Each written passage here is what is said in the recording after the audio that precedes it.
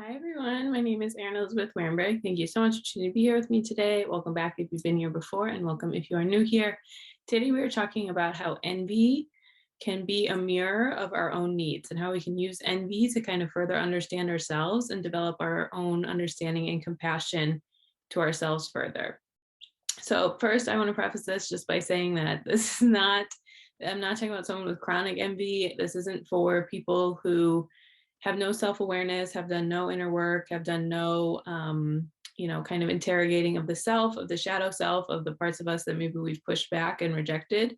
But I'm going to assume if you're watching this video on your own free time, that this is not you. Okay. So I just want to say this is, again, not for people who are dealing with chronic envy or have done no internal self-work. This is for those of us who are committed to our spiritual path, are taking accountability for ourselves, or wanting to be better.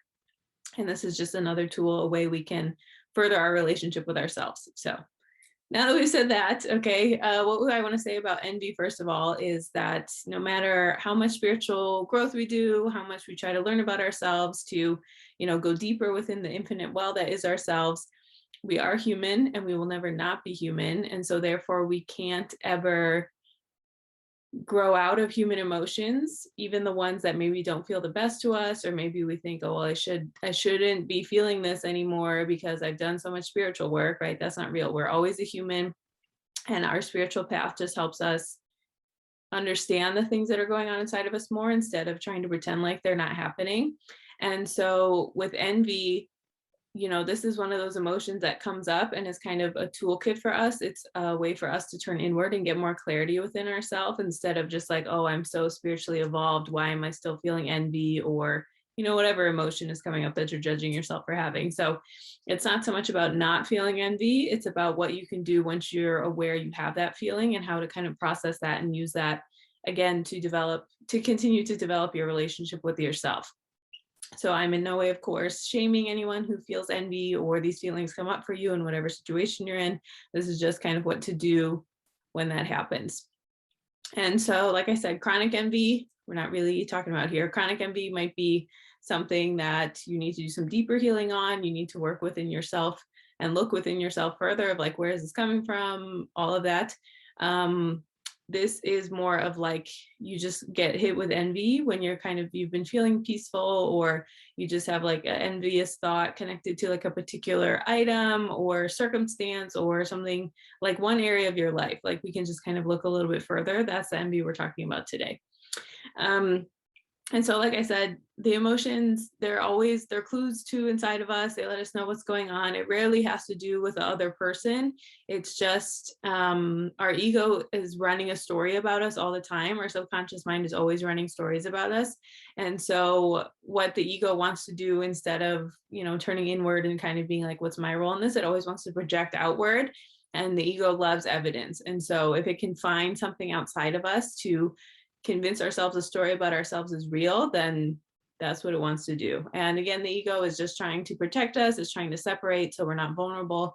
Whole nother video, but I have videos on the ego if you want to check those out. But this is just, part of envy is it's a way that our ego can use, some not best feeling things we might be feeling about ourselves, and like project them and attach them outwards. So for example, if you had a really bad day at work, or you're stressed out, or you're having bad mental health day, or you just don't feel your best, then when you're not feeling, totally at peace and aligned and, all of this, which no judgment, again, we're human, those things happen. And then you open social media, or you go into the store and you see this like perfect person, or you see this cute couple, or you see this whatever. And then you feel envious of that, or like, oh my God, look at that. It's so perfect. It's so amazing. It's so whatever. Your ego is attaching your internal condition to those things outside of you.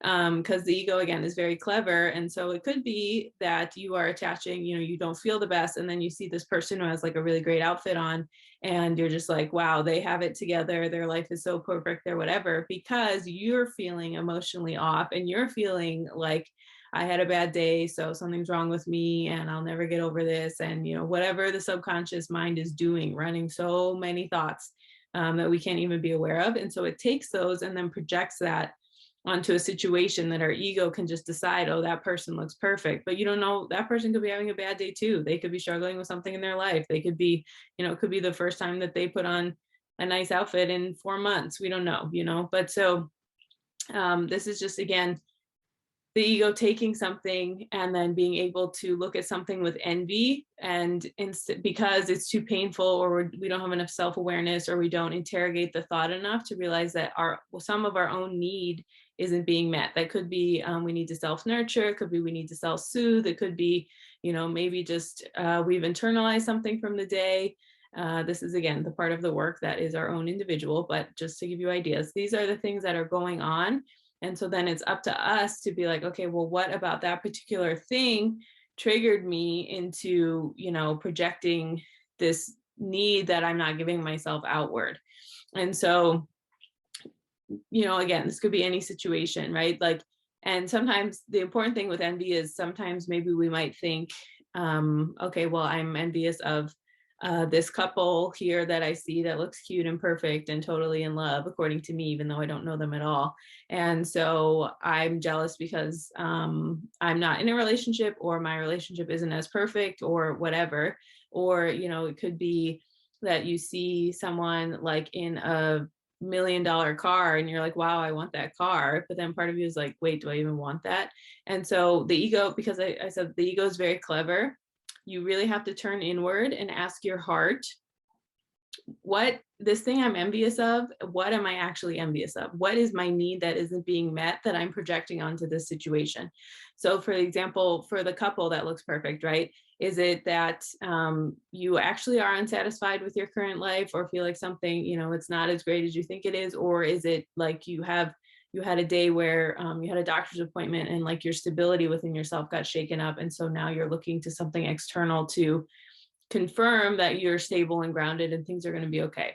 If you're jealous of this car that you see, right? Do you actually want that $1 million car, or are you looking more for like being able to, maybe that represents money to you, again, financial stability, maybe it represents safety, maybe it represents your ability to purchase whatever you want, to be taken care of, to travel, So with envy, you really have to take the time to turn inward and ask your heart and get clear with yourself and just be like, what am I attaching to these things that I think I'm envious of, but it might not actually be that particular thing.